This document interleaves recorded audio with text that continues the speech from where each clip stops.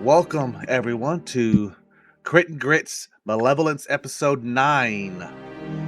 How is everyone doing today? I am Noble Goblin, your trusty GM, also known as Joseph, for those not on Discord. How is everybody? Oh, dandy. Doing good. Excited. So we can hurry up, get right into the action. Let's go into introducing our characters. We'll hop it over to Chris, Mia, El Chivo. While you introduce, if you got any announcements, you're more than welcome to go ahead and say those too. Take it away. You got it. What's up, everybody? My name is Chris, or Mia El Chivo in our Discord, and I'm playing the lovely character Byron Aldrich. He's the human champion of Pharasma, and he's in here in this mansion trying to purge the spirits and kind of prove himself to his goddess. That being said, for now, I think I'll save the announcements for the end of the episode, and we'll just throw it on over to Rocket. Oh, hey, this is Rocket playing the cleric Roskar and Sangravel. Yeah, kind of the same thing. Drawn to the mansion for reasons yet to be told. Let's go to Skull 525. What's going on, guys? My name is Justin. You may know me as Skull525 on Discord. I am playing Elias Vale, the human investigator, who is finding this mansion quite comfy, actually. It's not bad. And we'll kick it off to, last but not least, Big Red. Hey, everybody, it's Big Red, and today I'm playing Varric Stonevale, the Dwarven Thaumaturge. Back. Back. All right. Before we get in, we did lose our trusty Ulberd. We'll see what happens to him throughout the adventure, but out of character, the player did have to leave us, unfortunately. Besides that, one thing we haven't also done in a while is, especially I know some scenes coming up that could be very graphic, very intense. This is a paranormal module that has things that sometimes like suicide, violence, death, dismemberment. Just remember that when you watch this space with younger kids. Besides that, let's jump into it. Go! Episode 9, Cold Open. The dust still hangs in the air. Broken pews, splintered stone, and the faint scent of ritual smoke marks the aftermath of the fight. Varric still lies unconscious on the table, his pale body still, his breathing shallow, a testament of how close this encounter came to claiming everyone. Ulberd is gone. Where he disappeared through the walls, only the remains of his staff lie there. As if the manor has claimed him when he was dragged into that wall. The restored statue looms silently, its carved eyes cold and unwavering. It watches, and so do the shadows lingering in the corners, patient and biding their time. The scar on its chest that never quite healed, a testament to what it's been through. As the groove is left with fear, guilt, and the suffocating certainty that the manor does not forgive mistakes, but the hunt for Ulberd has begun, and there's no turning back. Welcome everybody back to Malevolence Echoes in the Dark. Bum, bum, bum. We will start with Varric as you lay unconscious on the table. Your mind is black, darkness, a sea of almost like stars, like the galaxies, as you float through eternity. You hear a ticking of a clock, the dinging of the midnight striking bell.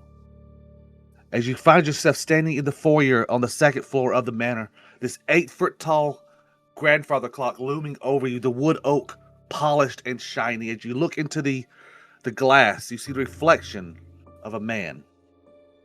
His hand is missing. He has this long black handlebar mustache, a small little pot belly where he can tell he's aristocratic and eats too much. as he smiles this wicked smile at you. What do? I think Varric would, his jaw would kind of slack. He'd sort of stumble back as he's kind of looking up in fear. You see this man, his one good hand kind of reaches towards you, almost coming out of the glass, moving closer towards you. You see the glass ripple as fingers begin to move their way out.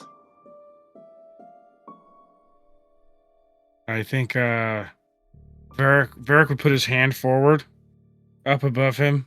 In an instant, his lantern would appear in his hand and shine bright Pharasman blue. As the blue engulfs the grandfather clock, engulfs the image, it begins to ripple and distort. You see your friend Ulberd standing there. And as you see him, your vision fades. The blackness surrounds you. As you come back to, the light of your lantern kind of lights the room. You're no longer in the manor. You're no longer in what used to be Chechliak. You're no longer in this country. You were back where your clan was, where you last shut them up. But you're inside. You smell the smell of death and decay. You see the bodies of your clansmen laying haphazardly in different areas where they succumbed to this plague. You hear shuffling of feet where, like, some might not have succumbed. Some might have become the undead. You see someone that was close to you laying off, maybe leaned up against a wall, his head slumped sideways. His skin is tight and taut from decades of being dead, but you recognize him. Who is it? His clansman, you say, in the clan, I believe that would be his brother. What feelings do you get when you see your brother laying there, dead, succumb to this plague? That you ultimately, I don't know if you feel bad about having to shut your family and your clansmen up. He does. He feels overwhelming guilt. He knows there's nothing he could have done, but still, nonetheless, it hurt. It weighs heavily on him, and I think if this had flashed to an image of his brother laying there, of course, like dead from the sickness, I think you'd hear the sound. We'd move from the clock to this scene, and you'd actually see the lantern. You'd hear the sound of the lantern clattering on the floor, and he drops to his knees. As you drop to your knees, you hear a laugh, almost that you can tell us that image, that person with the one hand laughing around you, echoing in this cavern, in this chamber or temple or whatever it was in your past. You hear a cracking of bones and joints as your brother's hand begins to move and point at you. He is dead, just like I am dead. You cannot save him. You must flee. Your brother says, almost in your head.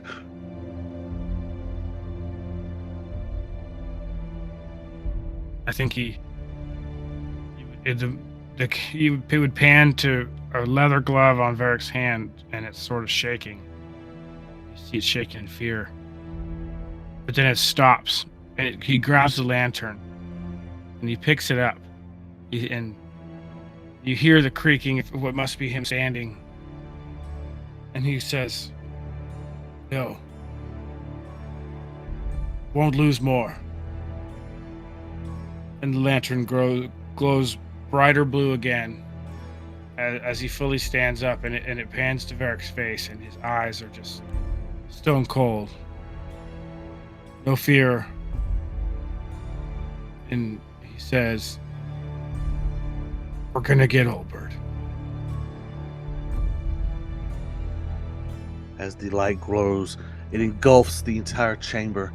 You hear a hiss of pain coming from your brother. As he goes back to his still form, the laughing stops as the room almost shatters like a glass, and you're back in front of the grandfather clock.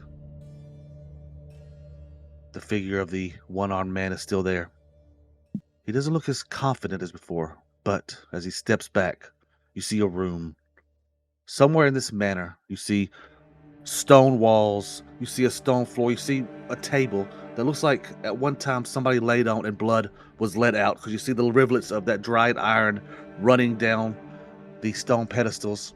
And you see Ulberd now strapped to that table. His eyes unfocused as he stares up, constantly saying the name of his wife, just repeating it over and over. God damn. The figure with one arm looms over this pedestal. He looks up at you, Varric. You have a choice. You and your friends can leave. Leave us in peace. I have what I need. I can resurrect him with Ulberd. You leave, and you live. I'll even give you my fortune. We pan over to view of our Varric, but his head would be down. His cowboy hat is covering his eyes and his nose, and so you just see like his beard. And when he lifts up to look, he says, "We're coming, and by Pharasma, we're bringing Ulberd back to Evelyn, and there's nothing you can do about it."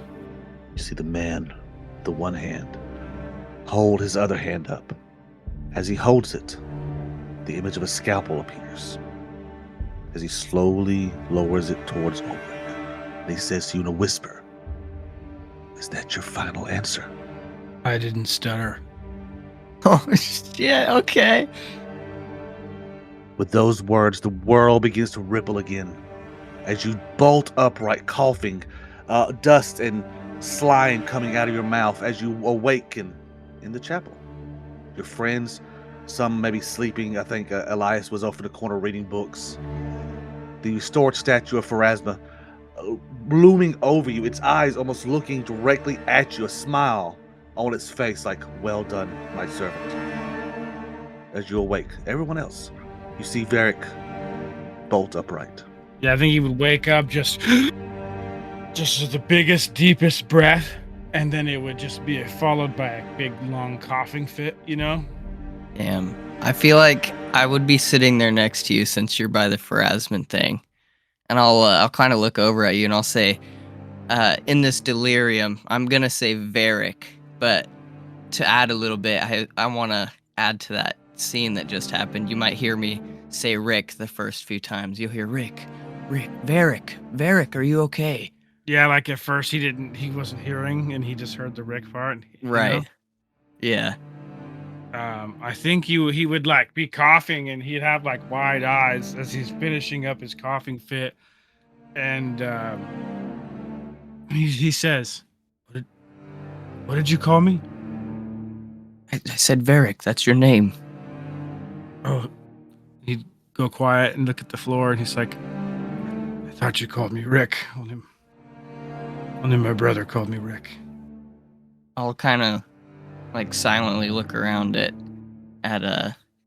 Roskarn and Elias, kind of stunned a little bit by that answer, not really having expected it. And I think the irony of the vision with his brother previously is really what sealed it in for him. Like he was just talking to his brother, you know, in his mind. So like it's almost like a mix of worlds. He's like still not even sure if he's back, you know, for a minute. Damn. And then he would probably, I imagine, he's like on the table and he's got a shimmy to the side so he can hop off. And he's like brushing himself off, like, "We gotta go. We gotta get Ulberd." Wait, let's imagine he's sweating like crazy still. I'll put my shoulder on him for a second. I'll kind of look over at Roskarn. Byron kind of looks at you, and he knows Varric needs to be looked over, but I can't do much. So I'll kind of like try to calm Varric down. Varric, you need to be looked over first. You've been unconscious for several hours. Yeah, so Roskarn will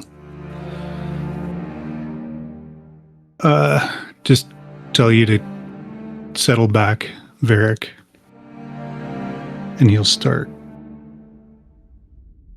kind of going over, checking your eyes, checking your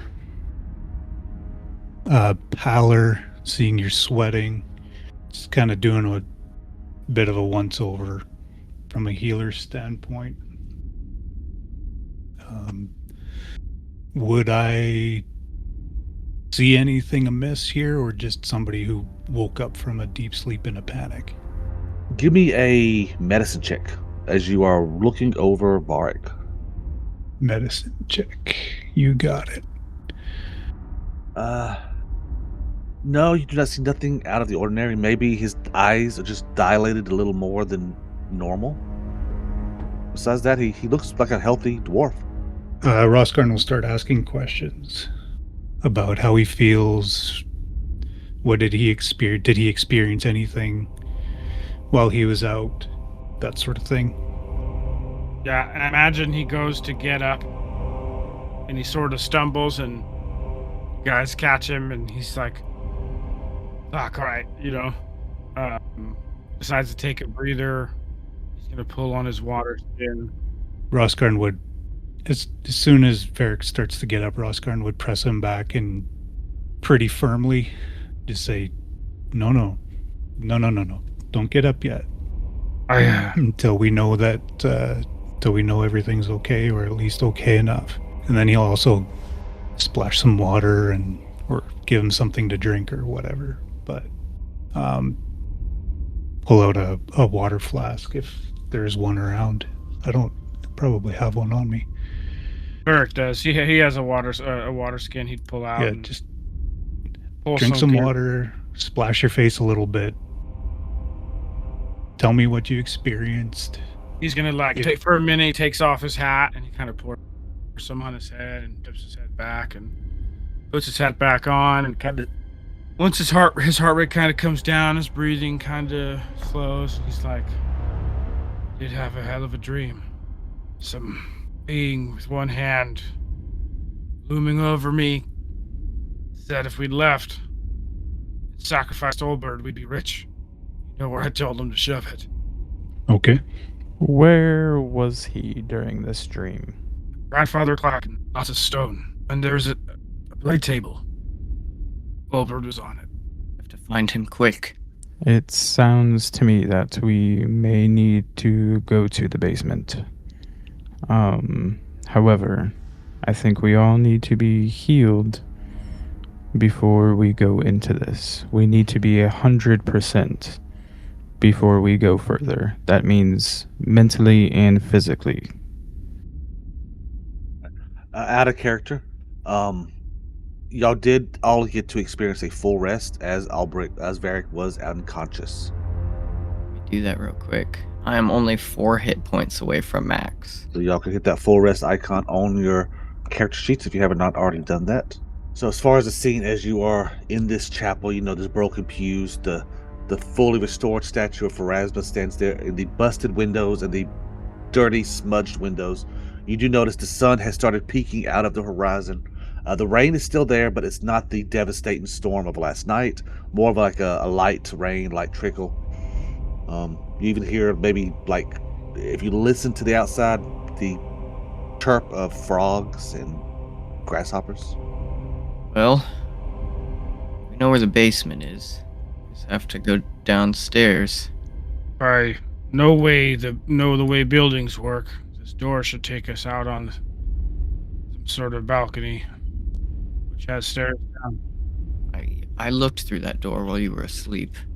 It led over to the balcony above the main entrance. Shall we go then? I think so. Although I would steer clear of the grandfather clock, it gave me a weird feeling. Open the door last. Yeah. As you enter, I'm just going to let you repeat the flavor text of this room. You see a 10-foot wide balcony that winds around the entry hallway. Below the edge is adorned with elegant but dust-covered wooden railings. To the south stands an 8-foot tall grandfather clock on a platform extending from the balcony. Beyond the clock are 4 tall windows in the southern wall that appear to be caked with filth and grime. To the north of the stairs, the frame of an elegant wooden double doors is decorated with stars, planets, and comets. As you begin to walk out, Varric, I need a roll from you. Really? Give me. This is what skills you got. Yeah, give me an occultism roll. Okay. This one is going to be like I would call knowledge, so it will be secret. Oh yeah. As you walk out behind Aldrich, you freeze as you step onto the landing of this balcony. Your eyes glaze over for a moment. You see the silhouette of a ghostly woman marching to those two double doors to the north. You almost see the tears coming from her eyes as she holds this wicked-looking hatchet in her hand. You can almost hear the muttering, "You bastard! You will pay for this, you bastard!" As she busts through the double door, slamming behind her.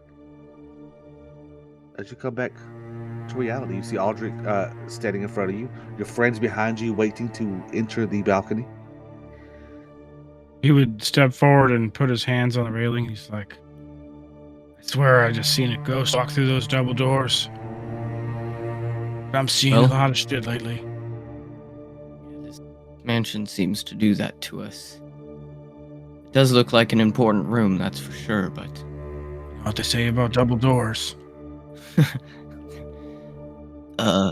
You said you think you saw a ghost?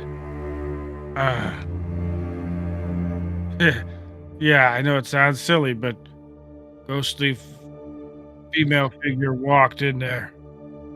Not silly at all. With that, Roskarn will cast See the Unseen on himself. Ooh. Whoa, the blinking effect on the token was dope. That was awesome. Hold on, let me read the all it does. Yeah. So for the next 10 minutes, Roskarn can see through illusions, find invisible creatures and spirits as though they weren't invisible. All the features are blurred, so they're still concealed. All right, Aldrich, as you cast, how does the spell look as you cast it first? Wait, Roskarn? Roskarn, yes, sorry. Roskarn, as you cast it, do you like wave your hands, your eyes glaze over? What happens? So what he would do is, as normal, when he casts a spell, he uses one of his divine focuses, either his rapier or the symbol on his breastplate. So in this case, it would be his breastplate. He'd touch his breastplate really quickly and then up to his eyes, and then you'd see this flash of purple light, kind of like when you're driving down the highway and somebody flicks their high beams at you, or if somebody goes over a bump and their headlights kind of jump up and you get that sudden flare of light. Iron Giant. Yeah. Something similar like that, but it's purplish light coming from his eyes, and then as it flares down, it's very brief, just like a sudden effect, flare up and then whatnot. And then if you look, like Baron, you're right beside, and if you were to look, you'd see kind of like this purple haze coming out of Roskarn's eyes. Okay. Oh, Roskarn, as you cast this spell and look towards the direction of Varric has suggested he saw this ghost. You don't see the ghost per se, but you see what looks like electroplasmatic residue. You see almost where the footprints of this ghost stepped. You see footprints. Oh. Where the ghost touched the door and pushed it open, you can see the handprints where it smeared, almost like there's blood. It was blood on the hands as it pushed those doors open.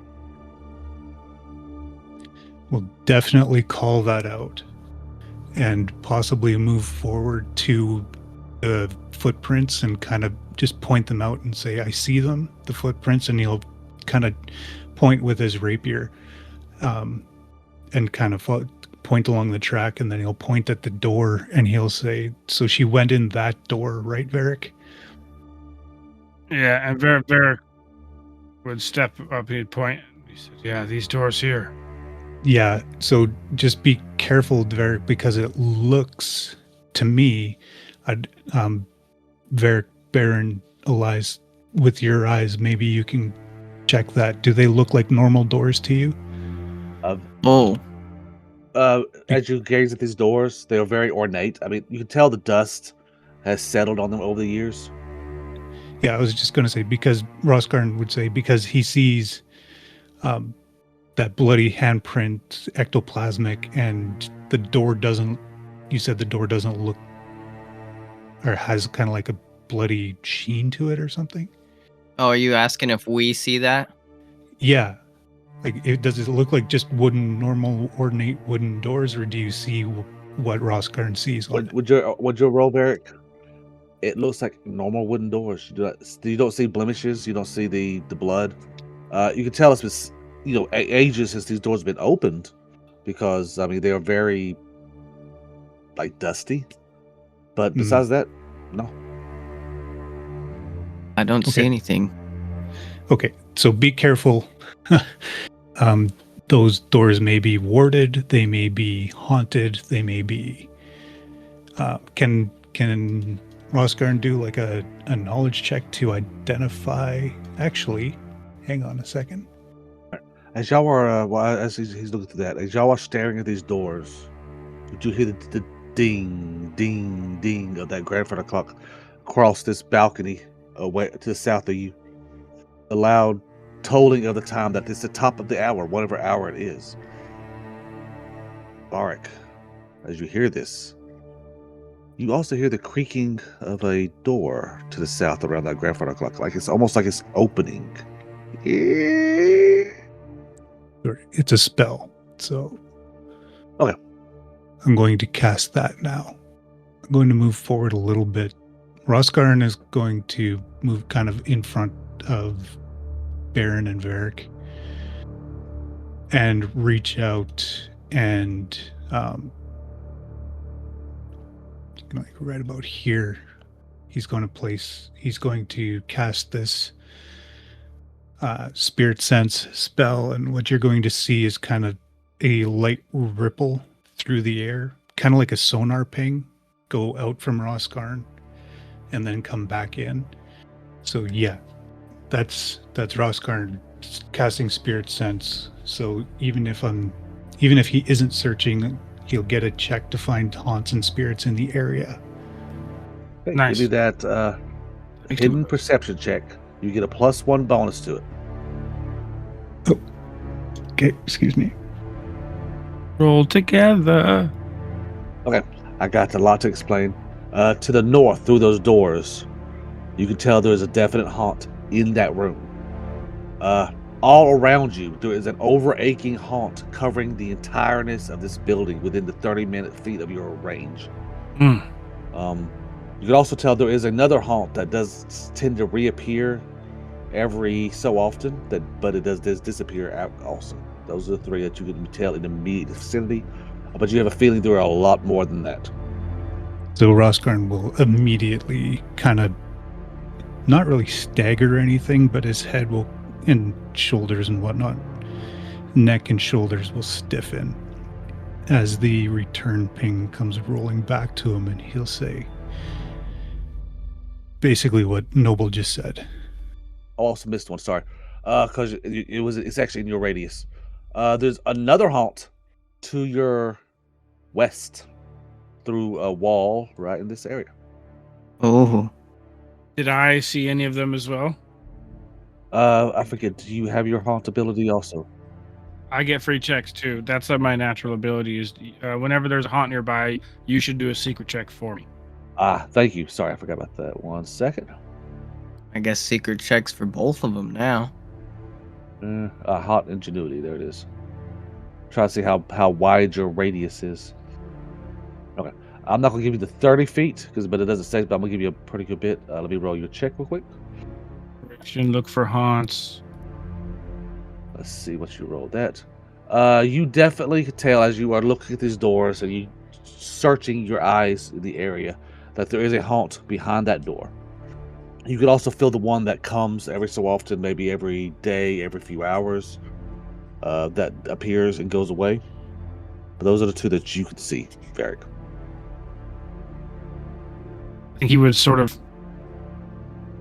He's kind of sitting here leaning on the railing a little bit because he's still a little overwhelmed. And Guys, they're fucking everywhere.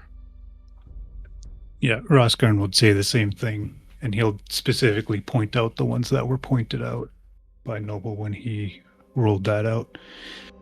The one in north, the one to the north. Did you say that it was coming from inside the room? Yes, through the double doors. Okay. So he'll definitely mention that. Through these doors, there is a haunt of some sort to the west down the hall, and he'll point over here. There's definitely something in there. And and then the overarching one? Almost like the entire building itself is a haunt. The 30-foot going up is just enough to get right past the roof and into the basement, and you can tell that something is like coating this building, and it's some kind of haunt. Yeah, the entire building is a haunt. Those were the three? Yes. I've seen a couple of them as well. What do we do? Do we go straight down, or? I don't know. I think we definitely need to be careful. Not that we're not being careful. Elias, do you have any recommendations? Do not. I can, if you give me time, I could possibly read some more in the library and see what I can come up with. We don't know how long Ulberd has. I personally think that going through these doors to the north, this looks like a very important room. There might be a haunt in there, yes, but it could give us some information about our next location, which is Ulberd. Maybe there's something about the basement in there. I agree. Well, it seems like other people are a little bit more set up for the haunts than I. I will check the door for traps and to make sure that it is unlocked. From there, I kind of suggest maybe some other people leading the way. As you step up to these double doors, you see the ornate designs. You can tell that this is a Cheliax house. You see the infernal compact kind of carved in ornately, of course, into the door. How do you check it for traps? Do you like touch it? Do you rub your hands over it? What do you do? So initially what he would do is he would just eyeball it and see like if he can see any wires. Maybe not necessarily touch, but get close to the door and kind of run his hands roughly alongside of the door frame to make sure that it is not trapped. Certainly. Let's start with the eyeball. Give me a. I just sent you the request for the roll. All right. You scan the doors. You see no traps. You see no wires. You can tell these doors are kind of maybe jammed or locked from your scan, but they do not seem to be trapped. That's just from your eyeballing it. So visually, it does not appear to be trapped. However, it does appear to be locked. I guess I will unlock it, and before we open, I will check again. Sure. As you reach down to touch the door to start fiddling with the lock, give me a will save. How did I know that was coming? Roll the willy. 26. Bada bing. All right. You touch the door. As you're fiddling with it, you almost sense something about to happen. Like almost like your third eye, your investigator's eye, has activated. You kind of look up and you see what looks like pools of blood start pouring above you, sliding down the door. What do you do? He will immediately back away, and he's like, does anybody else see the blood? Yes, everybody sees it. Oh, we all see it? Yes, it's like almost like a waterfall of blood pouring down the front of the door. Ah, Elias, as you release contact with the door, an intense hatred overcomes you. For you, for your companions, for this damn house. Oh, no. What do you do? I see it, Elias. Oh, yeah, you see it? I'm glad you can freaking see it. I'm here as an investigator, and I am here risking my life for what reason? For people I have no idea, like, I don't even know you, and yet I am here. Why am I here? Why am I in this god-awful mansion with you three, used to be four, and we're gonna risk our lives to save this person we have no idea? Cool, he has a wife, sure. We all have someone that we love. Why should I risk my life for theirs? Oh, Elias, are you feeling all right? You annoy the crap out of me with your religious, just you insane religious fanatics just get on my nerves. Not to mention that apparently we have people that can see undead. That should not be happening. I think you guys need to check into a asylum and get that checked out. Oh, now you see, I can understand hatred for the people, but for my lady, I do not think I can stand for this. Elias, you are acting strange right now. Byron will look over at Varric, and nobody else is feeling this hatred, right? It's just Elias. Just Elias. Roskar, give me that perception roll again with that +1, and let me roll Varric real quick. Okay, Varric, you don't know nothing. You don't see anything. It looks like Elias. So just being pissy right now. But Roskar, you can see the haunt, almost like coming through the blood, like a hand reaching through the door, the blood dripping off, like it's almost like it's holding itself over Elias's head, like a marionette controlling a puppet. You know, with an exorcism, a roll could remove it. Religion or occultism. I'll definitely go for the religious route. Yeah, roll that religion real quick. And go ahead, Elias. Can I aid him? You can aid him. Well, if he says to. Can you get more than one aid?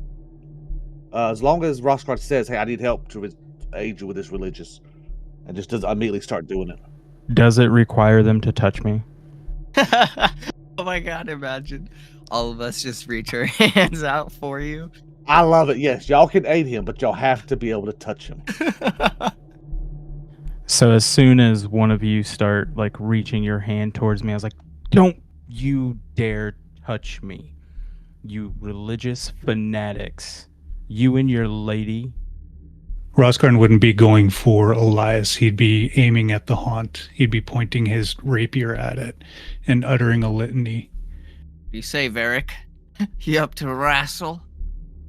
But I think Varric would be like pushing his lantern up in it, and the power of Pharasma compels you. The power of Pharasma compels you. Love it. Yeah, does it compel me? I think so, and I'll reach my left hand forward. Let me get y'all's aid roll as y'all doing that. So are all of you going for the door, or are some of you reaching out to Elias? I'm reaching out to you. I think Roskarn is going for like the wispy tendrils he sees above you. Yeah, he'll like smack your hand away. Don't you and your lady touch me. Where's she at, your imaginary friend? Why isn't she here to help? She has been. Oh, that's right. It's all faith. Well, I have faith that if we stay here, we're all gonna die in this forsaken hell. And I'm not going to. It's not worth it. All right, I sent you a roll, Baron. You see on the chat block. Roskar, you got 1, 2 on the chat block. Yeah, are those aid checks or those? Those are aid checks, the ones for Baron and Varric. So they both pass. So you got a +2. So roll yours, and we'll just automatically add the +2 to it. Okay, going to use a grit point on that one. Oh no! I mean, it was better. I'm about to get shoved down the stairs. Yeah. Okay. So Varric and Aldrich, y'all start tussling, I guess, with Elias. Yeah, I'm just trying to reach out and like get my hands on him so I can help with this. Elias will smack your hand. He will make sure that you don't touch him. With this hatred that he has, he just says, "Get away from me and do not touch me. Sorry, Elias, but I can't do that. This house has a hold of you. Varric, we have to get him. Elias pulls out his crossbow. Oh, shit. Ooh, getting spicy. Get away from me. You won't shoot me, Elias. You want to make that bet? A little bit, honestly. Get you another roll, Rosgarn. Oh. No fucking way. I mean, it's better. I'm doubling my rolls. Okay, I am giving Elias a grit point right now because he is doing a really good job acting this out. Yeah, dude. Elias, would you love to pass that grit point over to Rosgarn? Story-wise, yes, I would. Awesome. Rosgarn, you can get another grit point to roll, see if you can beat that 15 you just rolled. Varric, what do you do as Aldrich is over here trying to touch and trying to help him, and this crossbow is being pointed at you guys? Awesome. Oh, what do you do, Varric? Varric is gonna like hold up his lantern in one hand, and his other hand he's gonna have flat out and be like, Elias, this isn't you. It's the house getting to you. Hold on. Think for a minute. Yeah, no shit, the house is getting to me. This place is corrupt. And again, I am not going to die here. So the next one that steps up to me will get shot. Try it. I dare you. See if your lady and your imaginary friends will save you. What level are y'all? You guys are 4. What's the level 4 DC? Let me pull it up real quick. This whole time, Rosgarn is pointing his rapier at the haunt as he sees it, and he flips it around and presses it against his symbol on his breastplate, and you see the purple glow, the crimson of Erasni and the blue of Pharasma meld as he starts to counteract this haunt, as he starts to exercise it.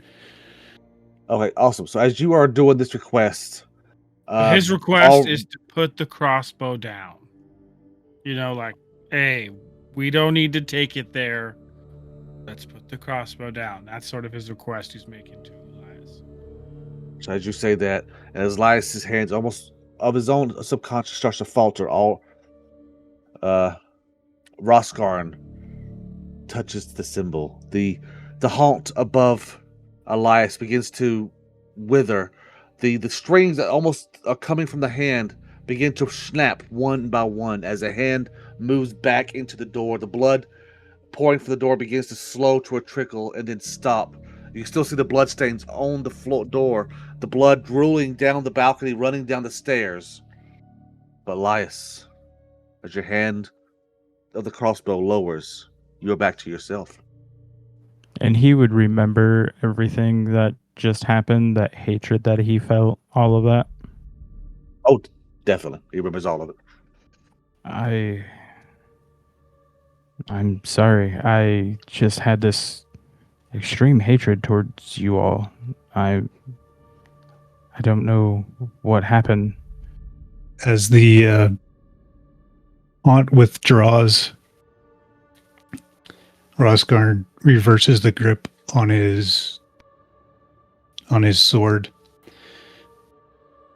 holds it down by his side, flexes his hand with the buckler on it, and pops Elias right in the nose with it. Ooh. Didn't see that coming. Ooh. Elias, are you going to just fall freely, or are you going to try to just keep standing? I might even catch Elias, to be honest, if I have It's to. It's not like, I mean, it's meant to hurt. It's not meant to damage. It's definitely meant to hurt, and it's more like a backhand. Get your head right. That's the message you're trying to send, right? No, the message is that is the only time you'll speak to me that way. Oh. You do that again, if you let this haunt, if you let this house get to you like that again, and you start speaking like this, we're done. We are not on the same team anymore. I expect you to be working towards making this better with us. As Elias says, as Roscarn says that, as Elias kind of rubs his chin, as Varric and Aldrich stand by, bystanders of this tableau, the scene fades to black. Damn it, I had something to say. You could say it next episode. Go ahead and say it. Well, what would you like to say? If the scene reopens for a second. Oh, it's okay. We can wait till the next episode. I love that so funny. Like it fades to black, and then it pops back up, and Elias says something real quick. I love that. Wait, I have something to say. It's like, wait. He like pulls the camera back. All right, now you have to, Justin. Now you have to. I will allow you to hit me that one time and say what you needed to say. But yes, you hit me again, we will no longer be on the same team. Ooh. I had told you that there are other people better equipped to deal with these haunts and ghosts. So maybe next time, you guys can look at the doors and see if there's any traps. I am no longer putting myself in danger. I will help you. I will help this team. But reassured, you touch me again, we will have issues. Dum dum dum. As the scene fades to black a second time. This reminds me of in Lord of the Rings when they all get ambushed by the Rohirrim. He's like, I would cut your head off, dwarf, if it only stood a bit taller. And Legolas draws, and he's like, and you would die before your hand fell or whatever. Your And then stroke, Gimli's yeah. Yeah, and Ah, Gimli's like, But oh. I love like, those oh moments. shit, like that's what it made me think of. Couldn't find But a gift. thank you everyone for episode 9 of Malevolence. Woo. Let's go. No combat, but a lot of action, a lot of drama. I love Yeah, it. I like it. I love internal strife in the groups. There is no PvP, but we will see how that settles out throughout the adventure. Mia or Red, do y'all have any announcements before we end the episode? No, just thanks for listening to the show, and as usual, you can always find anything we're doing on our website, critandgritmedia.com. You can join our Discord link from the website there and come chat with us. We do all of our announcements and everything for future shows and upcoming episodes in the Discord mainly, so you'll get the most information there.